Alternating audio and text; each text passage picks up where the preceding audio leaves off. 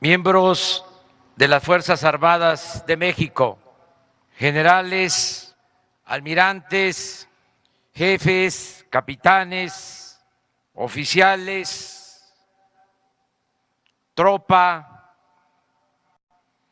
clases, marinería de las Fuerzas Armadas.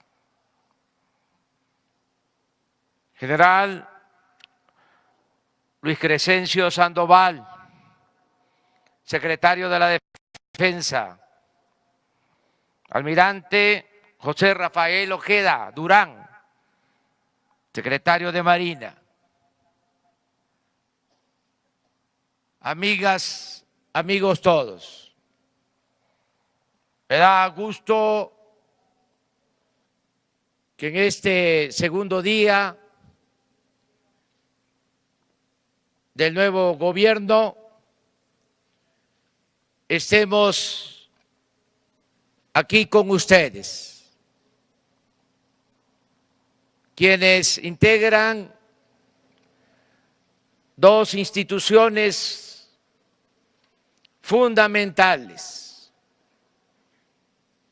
de nuestro sistema político democrático. La Secretaría de la Defensa y la Secretaría de Marina. Instituciones que son fundamentales para garantizar la seguridad nacional, la defensa de nuestro territorio, también para garantizar la seguridad interior, y espero que pronto estas dos importantes instituciones nos ayuden, una vez, si así se decide en el Congreso, que se reforme la Constitución para que podamos integrar la Guardia Nacional, y tanto la Secretaría de la Defensa como la Secretaría de Marina nos apoyen, como siempre lo han hecho en otras tareas,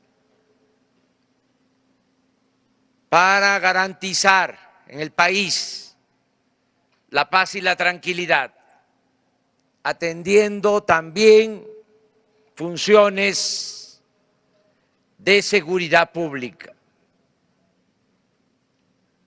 Ya en otras ocasiones lo he explicado.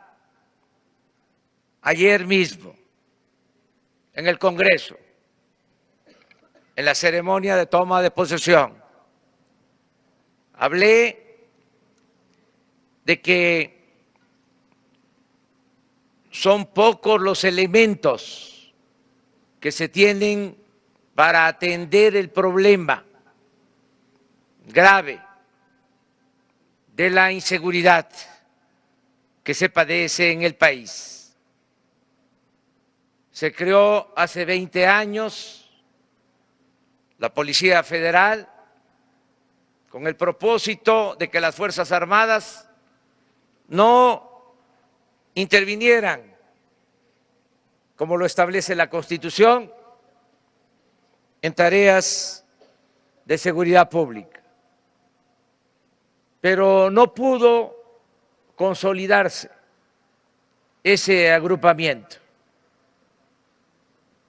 Son, en general, 40,000 elementos y no todos pueden ser utilizados para labores de seguridad pública. Se cuenta en realidad con 20,000 elementos Con eso dispone el presidente de la República para enfrentar el problema que más preocupa a los mexicanos. Tienen más elementos o hay más elementos de policías en el gobierno de la Ciudad de México.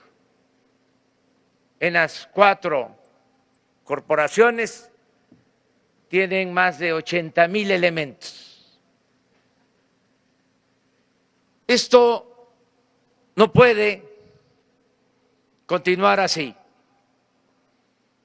Por eso, con todo realismo, hablando de manera directa, transparente, estamos planteando que se reforme la Constitución para que el Ejército y la Marina puedan ayudarnos en labores de seguridad pública.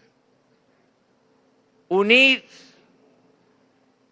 la policía militar, la policía naval, la policía federal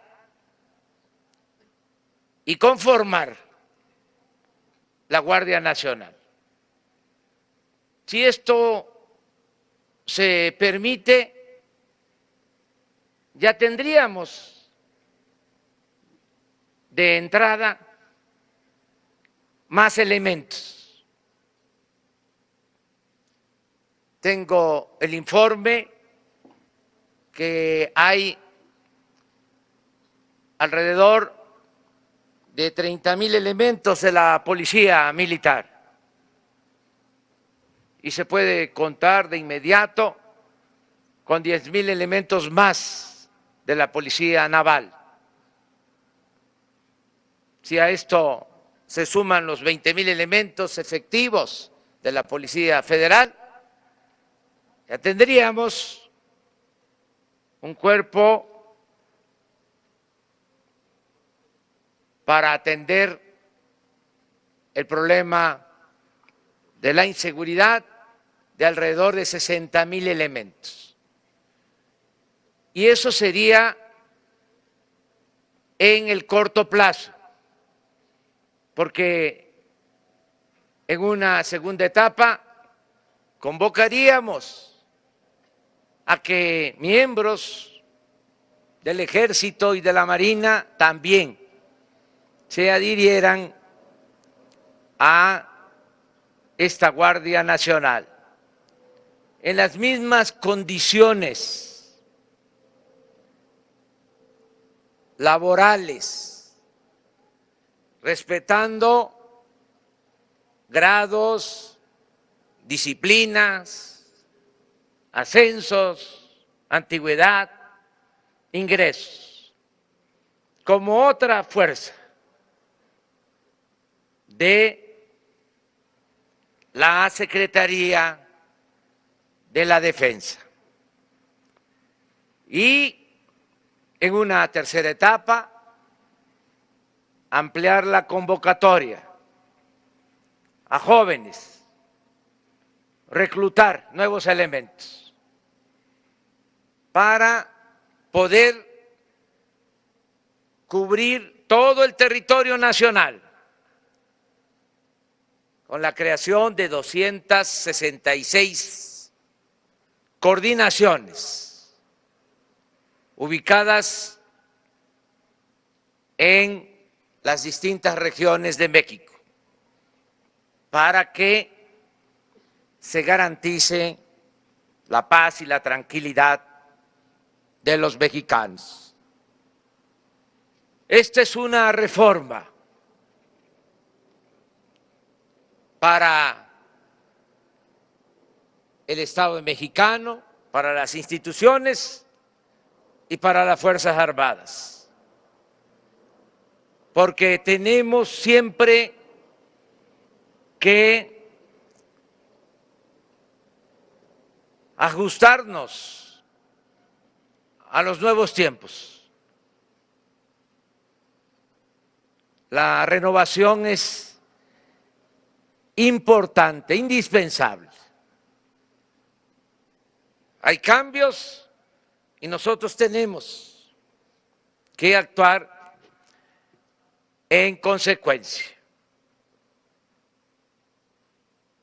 Vamos a seguir manteniendo, desde luego, la labor de defensa de nuestro territorio.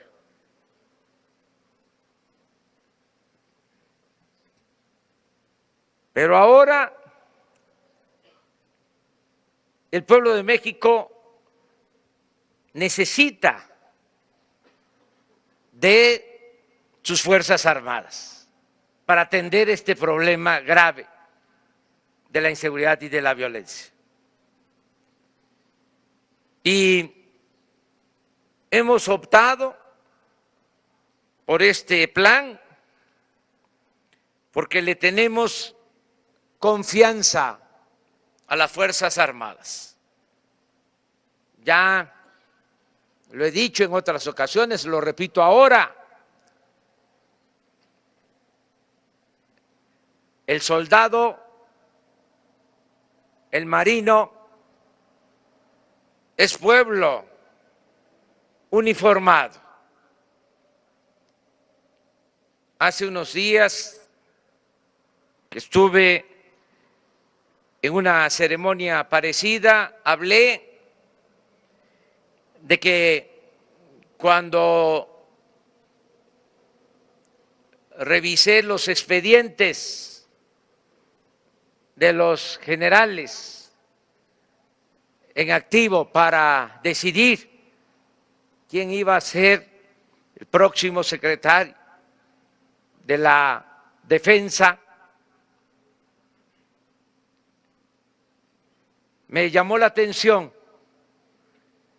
que cuando se inscribieron los generales en activo al colegio militar, la mayoría manifestó ser hijos de campesinos, de obreros, de mecánicos, de comerciantes, de soldados. Nuestro ejército, de arriba, sus oficiales, hasta sus soldados, hasta la tropa, tienen un origen popular. Es un ejército del pueblo. Y si nos remontamos en la historia, encontramos que este ejército se funda, se constituye en 1913, después de el vil asesinato de un presidente bueno, apóstol de la democracia, Francisco I. Madero. Un gobernador que hay que recordarlo. Por eso, fue el único que se rebeló, como lo hizo también un legislador, Belisario Domínguez, y muchos otros. Ese gobernador Venustiano Carranza de Coahuila llamó al pueblo a enfrentar a Victoriano Huerta. Y así se constituye este ejército, que siempre ha sido leal a la autoridad civil. Nunca una rebelión en contra de un presidente civil. Eso caracteriza también a nuestro ejército. No es lo mismo que ha sucedido en otros países. Tengo confianza también en las Fuerzas Armadas porque han actuado con responsabilidad y no se han mezclado, inmiscuido en negocios que se hacen a la sombra del poder. Los generales, los almirantes, no forman parte de la oligarquía, como suele pasar en otros países. En la revisión de los expedientes veía que los generales, cuando mucho, 2 casas, un departamento, otra casa, 2 carros. No hay oficiales millonarios, mucho menos multimillonarios. Y otro rasgo distintivo importante del ejército, de las Fuerzas Aéreas, es un ejército nacionalista. Nunca este ejército ha estado subordinado a una hegemonía o a un gobierno extranjero. Este es un ejército patriota. Por eso les convoco en mi carácter de comandante supremo de las Fuerzas Armadas para que todos juntos logremos resolver el problema de la inseguridad y de la violencia y que se disipen las dudas, pensando de que esta decisión tiene que ver con medidas autoritarias, represivas. Esta es una gran institución y tiene escuelas para formar a sus integrantes, sus miembros, de acuerdo a las nuevas circunstancias, a los nuevos tiempos. Y estoy seguro que se va a reforzar la formación en todo lo que tiene que ver con el respeto a los derechos humanos. Y se va también a reforzar la formación para cumplir con los protocolos en el uso de la fuerza. Es un giro, un cambio, una reforma para bien de México y también para bien del ejército, que sigue teniendo, a pesar que en los últimos tiempos ha sido utilizado para tareas ingratas que le han producido ciertos desgastes. A pesar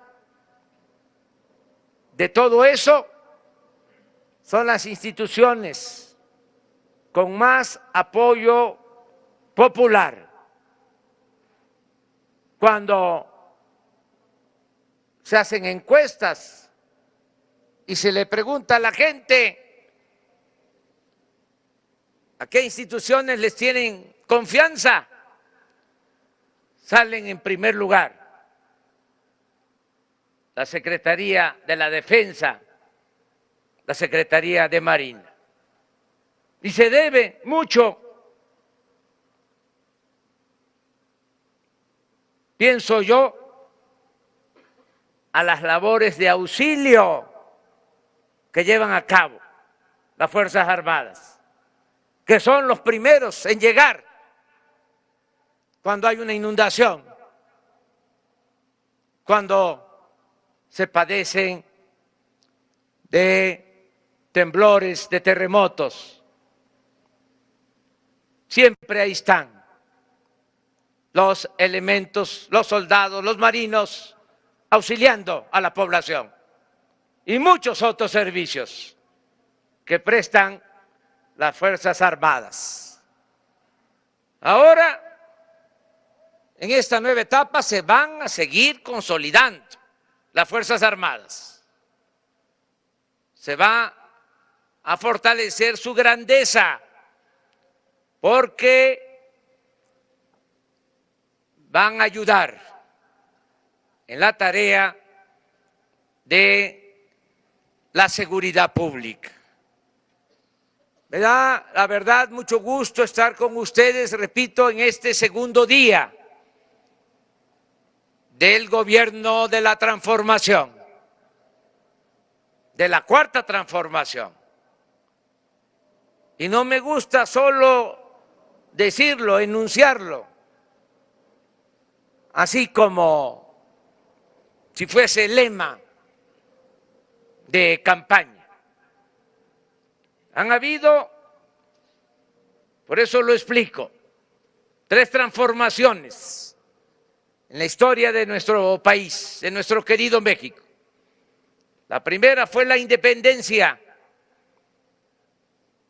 cuando después de 3 siglos de dominación colonial, México se convirtió en un país libre y soberano. La segunda transformación fue el movimiento de reforma y la lucha del pueblo contra los invasores extranjeros. Ese movimiento que encabezó el mejor presidente que ha habido en la historia de nuestro país, Benito Juárez García, que restauró nuestra república. Y la tercera transformación fue la Revolución de 1910, cuando nuestro pueblo luchó por la justicia y por la democracia. Ahora nosotros queremos llevar a cabo, sin violencia, de manera pacífica, desde abajo, con la gente, convenciendo, no imponiendo nada. Queremos llevar a cabo la cuarta transformación de la vida pública de nuestro país, que como ayer lo dije, va a consistir en que se ponga por delante la honestidad y la fraternidad. Honestidad y fraternidad como forma de vida y como forma de gobierno. Porque lo que más nos ha dañado en los últimos tiempos ha sido la corrupción. Y vamos a acabar con ese mal, con ese cáncer que está destruyendo a nuestro pueblo, que está afectando a nuestra nación. Yo sé que voy a contar con el apoyo de ustedes, integrantes de las Fuerzas Armadas. Muchas gracias a todas, a todos. Nos vamos a seguir encontrando en lo institucional. Hemos decidido reunirnos todos los días con el general Luis Crescencio Sandoval, con el almirante José Rafael Ojeda Durán, con la doctora licenciada Olga Sánchez Cordero, secretaria de Gobernación, con el doctor Alfonso Durazo, secretario de Seguridad y Protección Ciudadana. Y vamos a invitar también a esas reuniones, porque ella lo ha solicitado, a la doctora Claudia Sheinbaum, jefa de gobierno, electa en la Ciudad de México. Vamos a reunir todos los días de lunes a viernes a las 6 de la mañana para recibir en Palacio Nacional el parte, el reporte de lo sucedido en el país y tomar decisiones conjuntas. Todos los días vamos a llevar a cabo esta labor y nos vamos también a seguir encontrando, porque yo voy a visitar los fines de semana, como lo he hecho siempre, los pueblos. Y allá, ustedes, cuando estén francos, o sus familias, nos vamos a estar comunicando, porque voy a seguir recorriendo todo el país, hablando con los ciudadanos. No va a haber divorcio entre pueblo y gobierno. Vamos a seguir teniendo comunicación. Les digo también que no se puede enfrentar un problema de inseguridad solo con el uso de la fuerza. La paz y la tranquilidad son frutos de la justicia.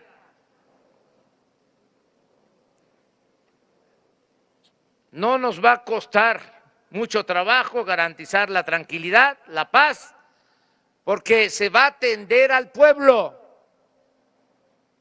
porque se va a llevar a cabo un programa de apoyo a las actividades productivas, se va a rescatar al campo del abandono en que se encuentra, se va a apoyar a comuneros, ejidatarios, pequeños propietarios, se van a impulsar muchos proyectos de desarrollo de sur a norte del país para que haya empleos. Todos los jóvenes que ahora no tienen trabajo y que se les etiquetó y se les llama ninis, porque ni estudian ni trabajan, y no es culpa de ellos, van a ser contratados. Ya se está haciendo un censo, se están visitando las casas para ir incorporando a los jóvenes al estudio y al trabajo. 2.300.000 jóvenes van a tener empleo y se van a entregar más de 10 millones de becas en todos los niveles de escolaridad. Los adultos mayores van a recibir el doble de lo que ahora se les otorga de pensión. Va a haber apoyo para discapacitados, pobres, sobre todo niñas, niños. Va a haber mucha justicia y esto va a crear un ambiente, una atmósfera nueva de satisfacción y se va a hacer a un lado la frustración y ya no se va a seguir empujando a los jóvenes a que tomen el camino de las conductas antisociales. Por eso se va a conseguir la paz entre todos. Por eso tengo confianza de que vamos a lograr la paz y la tranquilidad en nuestro querido México. Muchas gracias a las Fuerzas Armadas por su lealtad a México, por su lealtad a la patria. Esa es la lealtad que más vale, la lealtad a los principios, a los ideales, más que la lealtad a los hombres. Porque la patria es primero. ¡Que vivan las Fuerzas Armadas de México! ¡Que viva México! ¡Viva México! ¡Viva México!